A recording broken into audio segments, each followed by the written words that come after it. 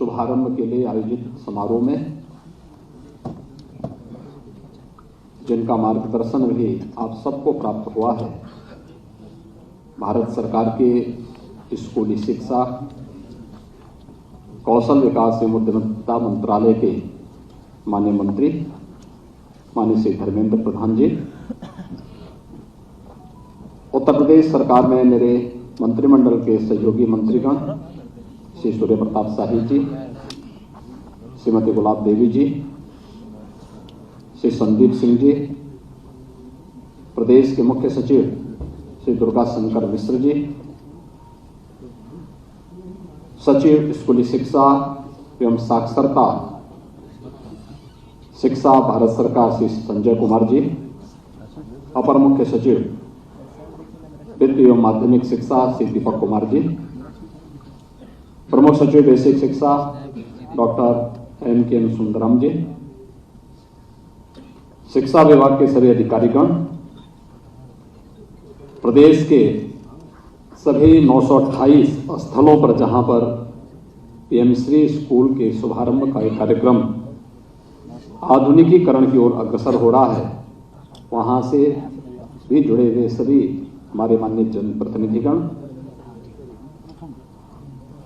शिक्षक और प्रधानाचार्यगण और प्यारे बच्चों, मैं सबसे पहले आदरणीय प्रधानमंत्री जी का हृदय से आभारी हूं कि जब दुनिया कोरोना से त्रस्त थी, उस समय कोरोना जैसी महामारी से भारत के 140 करोड़ की आबादी को बचाने के साथ ही भारत नए भारत के रूप में उसकी आधारशिला शिक्षा बनेगी और शिक्षा को राष्ट्रीय शिक्षा नीति के रूप में उन्होंने लागू करते हुए 2020 में पूरे देश को एक नए विजन के साथ आगे बढ़ने की एक नई प्रेरणा दी। और उसी श्रृंखला का हिस्सा है पीएम श्री स्कूल की यह योजना। पीएम श्री स्कूल की योजना प्रधानमंत्री जी ने शिक्षक दिवस के अवसर पर 5 सितंबर 2023 को इसकी घोषणा की थी और अभी इसकी कार्य योजना अक्सर होता है घोषणा होने के बाद फिर वह क्रियान्वित होने में उसको साल 2 साल लग ही जाते हैं, लेकिन मैं आभारी हूं माननीय धर्मेंद्र जी का कि वह आज अपनी पूरी टीम के साथ देश की सबसे बड़ी आबादी के राज्य उत्तर प्रदेश में आए हैं, क्योंकि लगभग 5 करोड़ बच्चे हमारे यहां पे स्कूली शिक्षा में से जुड़े हुए हैं। इन 5 करोड़ बच्चों के लिए एक नई प्रेरणा प्रदान करने के लिए और पीएम श्री स्कूल की यह योजना लॉन्च करने के लिए आज यहां पर आए हैं। मैं इसके लिए उनका हृदय से अभिनंदन करता हूं। आज यहां पे बहुत सारे कार्यक्रम हुए हैं, आपने देखा होगा।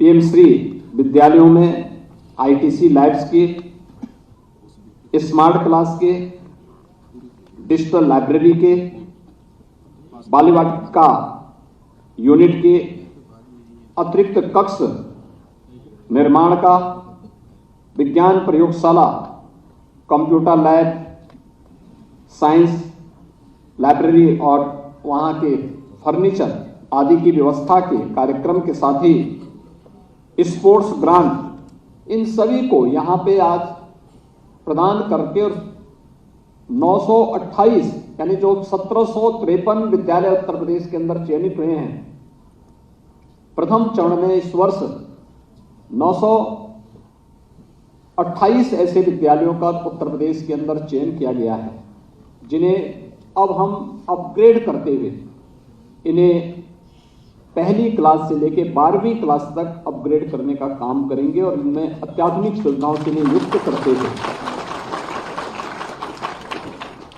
एक इंटीग्रेटेड कैंपस स्कूली शिक्षा का हम प्रदान कर पाएंगे। यह हमेशा एक प्रश्न रहा है, क्योंकि 2017 में जब हम लोग आए थे, यह प्रश्न हम सबके सामने था कि गरीब का बच्चा ऐसे विद्यालयों में पढ़ता है जहां पे ना इंफ्रास्ट्रक्चर है, जहां पे न शिक्षक है, जहां पे न कनेक्टिविटी है और जहां पर सारी व्यवस्था अस्त व्यस्त सी थी। और ये प्रश्न उस समय हमारे दिमाग में भी कौंधता था, हम लोग भी देखते थे कितनी दुर्व्यवस्था थी। जिस जिले में जाते थे एक प्रश्न उठता था कि साहब अगले सत्र तक ये विद्यालय बंद हो जाएगा क्योंकि अब बच्चे नहीं हैं। देखिए, चाहे वो गरीब हो या अमीर हो, हर व्यक्ति ये चाहता है कि उसका बच्चा थोड़ा पढ़ लिख ले, उस प्रकार का व्यवस्था देखना चाहता है। लेकिन जब उसको दिखाई नहीं देता था तो वह जहां कहीं भी लगता था वहां अपने बच्चों को भेजने का प्रयास करता था। आज मैं कह सकता हूं, उत्तर प्रदेश में बेसिक शिक्षा परिषद से संचालित हमारे जितने भी विद्यालय हैं, इनमें से हम 96% विद्यालयों को ऑपरेशन कायाकल्प के अंतर्गत इन्हें सुदृढ़ीकरण कर चुके हैं। और सुदृढ़ीकरण करने के साथ ही यानी इसकी अच्छी फ्लोरिंग हो चुकी है, अतिरिक्त कक्ष बन चुके हैं, बालक बालिकाओं के लिए टॉयलेट बन चुके हैं, पेयजल की सुविधा उन्हें उपलब्ध कराई जा चुकी है, स्मार्ट क्लास और लाइब्रेरी वहां हम दे चुके हैं। और इसमें सरकार ने अपने पास से पैसा नहीं दिया है, बल्कि इसमें हमने ज्यादा पैसा जन सहभागिता से लिए। कुछ जनप्रतिनिधियों ने, कुछ उद्यमियों ने, कुछ प्रशासनिक और शिक्षा विभाग के अधिकारियों ने, कुछ पूर्व पुरातन छात्रों ने धनराशि देकर के उन विद्यालयों को ऑपरेशन कायाकल्प के साथ जोड़ने का काम किया। स्कूली शिक्षा में बच्चे जाएं, ड्रॉप आउट रेट को हम नियंत्रित कर सकें, इसके लिए भी कुछ नए प्रयास किए। हमने 2017 में जुलाई मास में यह प्रारंभ किया कि 15 दिन का एक पक्ष का हम लोग स्कूल चलो अभियान चलाएंगे। इसमें हर शिक्षक, हर जनप्रतिनिधि, हर प्रशासनिक और शिक्षा विभाग का अधिकारी इस अभियान के साथ जुड़ा। और इसी का परिणाम है कि जब हमने गत वर्ष ये कहा कि भाई देखो अब बहुत हो चुका है, हमें बेसिक शिक्षा परिषद के स्कूलों में सही संख्या चाहिए और इन्हें आधार से ऑथेंटिकेट करने की व्यवस्था करिए परिषद के विद्यालयों में से। और फिर हम लोग जब जाते थे अलग अलग जनपदों में जाते थे, हम लोग देखते थे बच्चे बालिक, खासतौर पर बालिकाओं की संख्या ऐसी ज्यादा थी जो नंगे पैर स्कूल जाते थे। इस भीषण शीतलहरी में एक सामान्य शर्ट पहनकर के स्कूल जाती थी। उन्हें समय पे बैग बुक्स नहीं मिल पाती थी। हम लोगों ने फिर तय किया कि सब कार्य सरकार करेगी। चैलेंज था हमारे सामने कि कैसे होगा। हम एक साथ इन सभी कार्यक्रमों को लेकर के चले।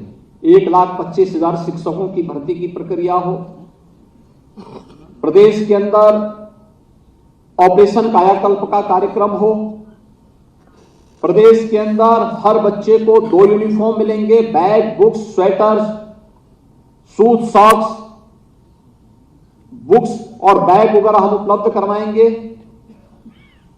और आज उसका परिणाम है कि अब हम लोगों ने इसकी धनराशि भी डीबीटी के माध्यम से देना प्रारंभ कर दिया है। और यहीं पे हम लोग अप्रैल मास में ही सत्र प्रारंभ होते ही डीबीटी के माध्यम से उन बच्चों के अभिभावक के खाते में उस धनराशि को भेजने का काम करते हैं। और उन सभी बच्चे, अब हर विभाग अपने बच्चे के लिए स्वयं अपनी पसंद के अनुरूप यूनिफॉर्म खरीदे। यह एक कार्यक्रम एक पक्ष शिक्षा का था, यह बेसिक शिक्षा में। और पीएम श्री स्कूल तो एक अभिनव प्रयोग है, एक नया प्रयास है और जिसकी आज की सबसे बड़ी आवश्यकता थी। हमने इसका एक प्रयोग यहां पे किया है, वह किया है जिसमें अटल आवासीय विद्यालय, जो श्रमिकों के बच्चों के लिए या कोरोना कालखंड में जो बच्चे अपने लीगल अभिभावक को खोए हैं, उन बच्चों के लिए एक आवासीय विद्यालय, नवोदय विद्यालय की तर्ज पर हम लोगों ने प्रदेश के अंदर प्रारंभ किया। पहले चरण में हमने 18 ऐसे विद्यालय प्रारंभ किए हैं, जिनका भी पिछले दिनों ही हमने आदरणीय प्रधानमंत्री जी के कर कमलों से लोकार्पण किया है। लगभग 12 से 15 एकड़ के क्षेत्रफल में हमने वहां पे विद्यालय के भवन बनाए हैं, बालक और बालिकाओं के लिए हॉस्टल भी वहां उपलब्ध करवाए हैं, उनके लिए खेल का मैदान भी दिया है, उनके लिए अत्याधुनिक लैब्स बनाई हैं, उनके लिए डिजिटल लाइब्रेरी भी वहां तैयार की है। और चयन की प्रक्रिया के साथ हमने जोड़ते हुए जब इस कार्यक्रम को देखा है, उसके पहले 3 महीनों के परिणाम को हम लोगों ने जब देखा और आदरणीय प्रधानमंत्री जी ने भी जब उनके साथ इंटरेक्शन किया, तो वे स्वयं अभिभूत थे कि वास्तव में ये परिणाम आने चाहिए, ये अपेक्षा होनी भी चाहिए और ये बच्चे बहुत कुछ कर सकते हैं। उन्हीं की प्रेरणा से हम लोगों ने प्रदेश के अंदर 57 जनपदों में इसी तर्ज पर इंटीग्रेटेड स्कूल के निर्माण के कार्यक्रम को हम लोगों ने प्रारंभ करने की कार्रवाई की है, जिसके लिए 1000 करोड़ रुपए की धनराशि हम लोग पहले से ही तैयार कर चुके हैं, जो राशि इसी सत्र में हम लोग उन सभी जनपदों के लिए तैयार करने जा रहे हैं।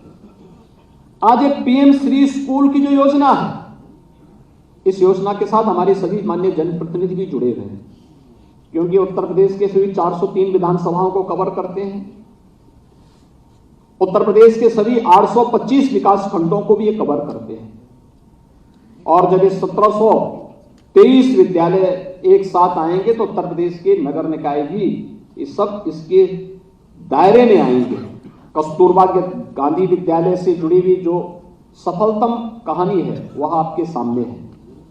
प्रदेश के अंदर इन सभी कार्यक्रमों को आगे बढ़ाते हुए कोरोना कालखंड में हम लोगों के सामने था कि बहुत सारे बच्चे उत्तर प्रदेश के ऐसे हैं जो कोचिंग करने के लिए जिन्हें उत्तर प्रदेश के बाहर जाना होता था, और उस समय जब लॉकडाउन लगा हर अभिभावक कहता था हमारे बच्चों को वापस बुलाओ। खैर उस समय उन बच्चों को सकुशल वापस बुलाने में डबल इंजन की सरकार ने अपना योगदान दिया, वे सभी बच्चे सकुशल आए। हम लोगों ने तब कहा था टेक्नोलॉजी आ चुकी है, इतनी इंप्रूव हो चुकी है, हम क्या कर सकते हैं। और आज मुझे बताते हुए प्रसन्नता है, अभ्युदय कोचिंग वर्चुअली भी और फिजिकली भी हर जनपद में हम उत्तर प्रदेश के अंदर प्रारंभ कर चुके हैं, जिसमें कोई भी बालक और बालिका नीट की, IIT जेईई की, NDA की, CDS की, यूपी पब्लिक सर्विस कमीशन की या UPSC की तैयारी के लिए इन सभी कार्यक्रमों के साथ जुड़ सकता है। अच्छी फैकल्टी को हमने उनके साथ जोड़ा है और इसके साथ ही हमारे जो प्रशिक्षु IAS होते हैं, IPS होते हैं, PCS होते हैं, PPS होते हैं या विभिन्न प्रतियोगी परीक्षाओं से निकले हुए जो अभ्यर्थी होते हैं जिन्होंने सफलतापूर्वक उसे पास किया है, उन सबको हम अनिवार्य रूप से कहते हैं कि आपको एक क्लास जरूर लेनी है। उन बच्चों के लिए 1 घंटा आप जरूर दीजिए और 1 घंटा प्रतिदिन आप देंगे। बहुत सारे इसके बहुत अच्छे परिणाम आए हैं और यूपी के अंदर पिछले 2 वर्ष के अंदर हम देख रहे हैं कि चाहे वो UPSC की किसी भी परीक्षा का हो, यूपी पब्लिक सर्विस कमीशन का हो या नीट या IIT जेईई का हो, इसमें उत्तर प्रदेश के बच्चों की सिलेक्शन की गति और उनकी दर में बढ़ोतरी हुई है। आज हम लोग जिन कार्यक्रमों के साथ यहाँ पे जुड़े हुए हैं, इसमें माध्यमिक शिक्षा भी उत्तर प्रदेश के अंदर आज आपके कर कमलों से हम लोगों ने प्रोजेक्ट अलंकार के अंतर्गत उन विद्यालयों को भी एक धनराशि यहाँ पे आवंटित की है। प्रदेश के अंदर हमारे यहाँ शिक्षा की माध्यमिक में 3 प्रकार की व्यवस्था है। एक जो पूरी तरह गवर्नमेंट के द्वारा संचालित है, एक दूसरी प्रकार की व्यवस्था है जो 1989 के पहले निजी प्रबंधन के द्वारा संचालित विद्यालय थे। गवर्नमेंट ने उन्हें ऐड दिया, इंफ्रास्ट्रक्चर, लैंड और इंफ्रास्ट्रक्चर उनका था, गवर्नमेंट ने उन्हें ऐड प्रदान किया। वे विद्यालय चल रहे हैं, वहां पे शिक्षकों की तैनाती गवर्नमेंट करती है। और तीसरा है जो स्ववित्त पोषित योजना के अंतर्गत प्रबंधन का अपना लैंड है, अपना इंफ्रास्ट्रक्चर है, सारी नियुक्ति की प्रक्रिया वे करते हैं। इन तीनों प्रकार की शिक्षा माध्यमिक शिक्षा में प्रदेश के अंदर संचालित है। लेकिन प्रदेश के अंदर हमारी गवर्नमेंट के द्वारा संचालित जितने भी इंटर कॉलेजेस थे या बालिका गवर्नमेंट इंटर कॉलेजेस थे, इनके भवन अत्यंत जर्जर हो चुके थे। हम कहीं जाते थे, कभी वे विद्यालय वहां के एक मॉडल विद्यालय हुआ करते थे, जर्जर हो गए थे। कुछ अनदेखी के कारण भी, क्योंकि बीच का एक ऐसा कालखंड का था जो उत्तर प्रदेश के जैसे अंधकार युग था। उस अंधकार युग से जब उभरे तो अब ये अंधकार युग से केवल सरकारी नहीं उभरी है, इन विद्यालयों को भी उभारना पड़ेगा। और हम लोगों ने हर विद्यालय के लिए धनराशि की व्यवस्था की कि गवर्नमेंट के हर विद्यालय को गवर्नमेंट पूरा पैसा देगी, नया भवन बनाएगी, उन्हें आधुनिक टेक्नोलॉजी के साथ जोड़ने का काम भी करेगी। लेकिन गवर्नमेंट एडेड विद्यालय जो थे, जो निजी प्रबंधन के माध्यम से संचालित थे, गवर्नमेंट वहां पे ऐड देती थी। लेकिन पिछली सरकारों ने केवल अंधेरा नहीं, ये भी तय कर दिया था कि किसी भी विद्यालय के पास कोई सोर्स ऑफ इनकम भी न रहे जिससे वो कुछ न कर सके। और ये स्थिति थी। दो प्रकार के कार्यक्रम माध्यमिक शिक्षा में किए। सबसे पहले था प्रदेश में एक बहुत अच्छा यानी स्थिति, पिछली सरकार ने एक चीज में महारत हासिल की थी। और अभी जब यहां पे भारत सरकार के हमारे माननीय मंत्री जी कह रहे थे कि दुनिया के बड़े बड़े विश्वविद्यालय आज देश के अंदर आना चाहते हैं, उनमें यूपी में भी आना चाहते हैं। पिछली सरकार ने काम किया था, नकल में इतनी महारत हासिल की थी कि मैं देखता था कि जम्मू कश्मीर, हिमाचल और अन्य जगहों के बच्चे यहां अपना नामांकन कराते थे परीक्षा के लिए। तो मैंने कहा भी उत्तर प्रदेश में यहां के बच्चे नामांकन क्यों करा रहे हैं? क्या यहां पे पढ़ाई इतनी अच्छी होती है? तो बहुत सारी जगह हमने देखा कि एक ही क्लासरूम है, उसी क्लासरूम में इंटर कॉलेज भी चल रहा है, उसी में सब कुछ चल रहा है, ITI भी उसमें चल रहा है, सब कुछ चल रहा है, और वो सेंटर भी हो जा रहा है। हमने कभी सेंटर होता कैसे है?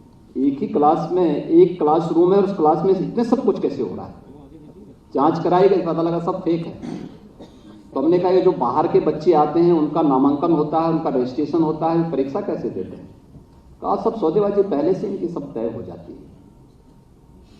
सख्ती से उसको रोका गया, नकल माफिया पे लगाम कसी गई। सेंटर वही विद्यालय होगा जिसके पास अपना भवन होगा, मान्यता उसी को मिलेगी जिसके पास लैंड भी होगी, अपना भवन भी होगा और शिक्षक भी होंगे। केंद्र वही बनेगा जिसके पास अपना भवन भी हो, अपना लैंड भी हो, अपना भवन भी हो, अपनी बाउंड्री वाल भी हो, और साथ साथ CCTV कैमरा भी उसके साथ जुड़ेगा। और नकल को रोकने के बाद जब नकल मुक्त व्यवस्था हुई, पहले बार 5 लाख लोगों ने परीक्षा छोड़ी थी। बड़ा हलचल हुआ, साहब 5 लाख लोग शिक्षा से वंचित हो गए। हमने कहा ये तो कभी शिक्षा के से इनका दूर दूर का रिश्ता नहीं है, इनको आप वंचित करना क्यों करते? ये शिक्षा अन्य पढ़ने वालों को वंचित करते थे। और जब ये कड़ाई प्रारंभ हुई, उसके बाद परिणाम आने प्रारंभ हुए। हर विद्यालय में शिक्षक अनिवार्य रूप से होगा। आयोग से जब तक चयन की प्रक्रिया पूरी नहीं होती है, तब तक जिला विद्यालय निरीक्षक या निजी प्रबंधन किसी शिक्षक को रख करके एक निश्चित मानदेय पर रख करके पढ़ाएगा, लेकिन कोई भी क्लास छूटनी नहीं चाहिए, इस बात को भी सुनिश्चित किया गया। तीसरा, इसमें यह भी व्यवस्था दी गई कि अब जर्जर भवन भी ठीक होने चाहिए, उनकी इनकम बढ़े। प्रबंधन की इनकम के लिए विद्यालय भवन, विद्यालय की जो खेल कूद का मैदान है, स्पोर्ट्स से जुड़े हुए जो भी उनकी एक्टिविटीज होती हैं, इन सभी को छोड़ करके अगर उनके पास सरप्लस लैंड है तो उनको उसका कॉमर्शियल यूज करने की परमिशन देने की व्यवस्था की जाए, और वहां उसका व्यावसायिक उपयोग करेंगे, लेकिन हर वर्ष उसकी ऑडिट होगी और जिला विद्यालय निरीक्षक के माध्यम से शासन उसका निरीक्षण करेगा। इस पैसे को उपयोग केवल शिक्षा के लिए और विद्यालय के विकास के लिए और बच्चों को अधिक से अधिक सुविधाएं उपलब्ध कराने में इस पैसे का उपयोग होगा। और फिर हम लोगों ने ये योजना प्रारंभ की, जो आज प्रोजेक्ट अलंकार के रूप में विद्यालयों के लिए धनराशि की पहली किस्त जारी हो रही है, जिसमें उन जर्जर विद्यालयों में इसमें कैटेगरी तय की गई जो 75 वर्ष पुराने हैं, 50 वर्ष पुराने हैं। पहले चरण में हमने उन विद्यालयों को लिया है कि वे विद्यालय अपना अच्छा इंफ्रास्ट्रक्चर तैयार करें, और इसमें विद्यालय की संख्या, छात्र संख्या को भी जोड़ा गया, देखा गया है कि छात्र संख्या जहां ज्यादा है वहां पे हम धनराशि अधिक देंगे, लेकिन शर्त यह है कि 75% पैसा सरकार देगी, 25% पैसा उनको लगाना पड़ेगा। ज्वाइंट अकाउंट होगा और उसका ऑडिट होगा, निरीक्षण की प्रक्रिया के साथ हम उसको जोड़ेंगे। और आज मुझे प्रसन्नता है कि हम उत्तर प्रदेश में आने वाले 2-3 वर्ष के अंदर माध्यमिक शिक्षा के भी कायाकल्प के साथ उसको जोड़ते हुए एक बेहतरीन व्यवस्था देने में सफल होंगे और राष्ट्रीय शिक्षा नीति के बेहतरीन क्रियान्वयन में हम लोग आगे बढ़ पाएंगे। अनिवार्य रूप से कहा गया कि वे स्थानीय उत्पादों को जोड़ते हुए केवल हम सैद्धांतिक पाठ्यक्रम ही हमारे पाठ्यक्रम का हिस्सा नहीं होना चाहिए, बल्कि हम अपने शिक्षण व्यवस्था में एक चीज को और देखें। उत्तर प्रदेश ने इस दिशा में कुछ प्रयास प्रारंभ किए, जैसे 1 डिस्ट्रिक्ट 1 प्रोडक्ट का। क्या हम स्कूली बच्चों को अपने अपने जनपद के 1 डिस्ट्रिक्ट 1 प्रोडक्ट से जुड़े हुए कार्यक्रम के साथ जोड़ पाएंगे? ये उनके स्किल डेवलपमेंट का साथ साथ एक कार्यक्रम होगा। या पीएम विश्वकर्मा या उत्तर प्रदेश में पहले से चल रही विश्वकर्मा श्रम सम्मान की योजना, इनके साथ या फिर स्थानीय स्तर पर किस प्रकार के कार्यक्रम चल रहे हैं। जैसे कृषि विभाग से ही मैंने कहा कि भाई आप भी अपने कुछ ऐसे कार्यक्रम दीजिए जो स्थानीय स्तर पर उन बच्चों को ट्रेन करने के लिए आवश्यक होगा। कहीं माटी कला बोर्ड का है, कहीं पे गन्ने से जुड़े हुए छोटे छोटे 3-3 महीने के 6-6 महीने के सर्टिफिकेट के कोर्सेज हैं, इनको भी हम लोगों ने यहाँ पे शिक्षा के साथ जोड़ने का, कि अपने परंपरागत पाठ्यक्रम के साथ साथ उन बच्चों के लिए एक अतिरिक्त कार्यक्रम हम इसके साथ जोड़ने का कार्यक्रम कर रहे हैं। और इसे हमने माध्यमिक में भी और उच्च शिक्षा में भी बराबर लागू करने का एक तैयारी हमारी चल रही है, जिसको हमने प्रभावी ढंग से इसको भी क्रियान्वित करने का कार्यक्रम कर रहे हैं। मेरा विश्वास है कि आदरणीय प्रधानमंत्री जी की जो मंशा है, राष्ट्रीय शिक्षा नीति के माध्यम से भारत एक बार फिर से दुनिया को नेतृत्व प्रदान करे, और इस दिशा में उत्तर प्रदेश देश का हृदय स्थल है, सबसे बड़ी आबादी का राज्य है। क्योंकि उत्तर प्रदेश में अगर हम माध्यमिक और यानी स्कूली शिक्षा को देखेंगे, लगभग 5 करोड़ बच्चे हमारे पास स्कूली शिक्षा में यहाँ पर विभिन्न कॉलेजेज में, स्कूलों में अलग अलग प्रकार के पाठ्यक्रमों के साथ जुड़ करके अध्ययन कर रहे हैं। 5 करोड़ की आबादी, दुनिया के बहुत सारे देशों की 5 करोड़ की आबादी नहीं, जितना हमारे यहाँ स्कूल में बच्चे पढ़ रहे हैं। इतनी बड़ी आबादी के राज्य में इनकी सफलतापूर्वक क्रियान्वयन के साथ साथ यह कार्यक्रम आगे बढ़ेगा, और पीएम श्री स्कूल की योजना स्कूली शिक्षा के आमूलचूल परिवर्तन करने में सचमुच मील का पत्थर साबित होगा, इसमें कोई संदेह नहीं होना चाहिए। क्योंकि यह आज की आवश्यकता है और समय के 2 कदम पहले चल करके यह भारत सरकार ने इस कार्यक्रम को क्रियान्वित करने का कार्यक्रम किया है। और मुझे पूरा विश्वास है कि पीएम श्री स्कूल की योजना इंटीग्रेटेड के साथ साथ उनके आधुनिकीकरण के साथ जोड़ने का एक कार्यक्रम अत्यंत सराहनीय पहल है, अभिनंदनीय है। और उत्तर प्रदेश के 928 विद्यालय आज एक साथ इस योजना के साथ जुड़ रहे हैं। इसके लिए आदरणीय प्रधानमंत्री जी का और माननीय केंद्रीय शिक्षा, कौशल विकास और उद्यमिता मंत्रालय के मंत्री श्री धर्मेंद्र प्रधान जी का हृदय से आभार व्यक्त करते हुए मैं आप सबके प्रति अपनी शुभकामनाएं देता हूं कि केंद्र और राज्य सरकार की मंशा के अनुरूप आप सब परिणाम देंगे। आप सबके प्रति मेरी शुभकामनाएं। धन्यवाद। जय हिंद। बहुत बहुत धन्यवाद माननीय आपके प्रेरणादायी मार्गदर्शन के लिए। और अब अंत में मैं बेसिक शिक्षा डॉक्टर एन के षणमुख सुंदरम जी से अनुरोध करूंगी।